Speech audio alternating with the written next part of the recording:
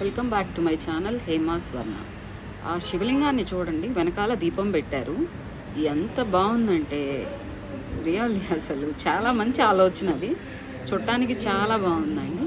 And ఇక్కడ గుడి ఆవరణలో చుట్టూతా గణపతి విగ్రహాలను పెట్టారండి. రకరకాల గణపతి పేర్లు పెట్టారు.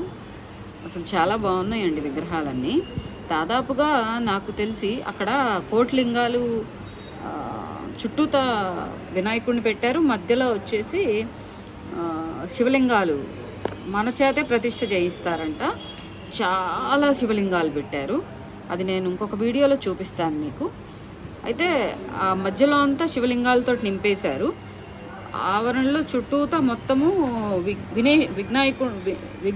వినాయకుడిని రకరకాల పేర్లతో, ఎప్పుడు మనం కొన్ని అయితే పేర్లు కూడా వినుండలేదేమో, వినాయక చవితికి చదివే పేర్లన్నీతో ఆ వినాయకుడి విగ్రహాలు పెట్టారండి. అసలు చాలా బాగున్నాయి విగ్రహాలు. ఆ కుదిరిక కానీ, ఆ పేర్లు కానీ, అద్విముఖ అన్నప్పుడు 2 తలకాయలతో, అటొక మొహం ఇటొక మొహం, త్రిముఖ 3 ముఖాలతోటి, రుణ విమోచన, సిద్ధి బుద్ధి వినాయక, అట్లా రకరకాల పేర్లతో పెట్టారండి. అసలు చాలా బాగుందండి గుడి మాత్రం.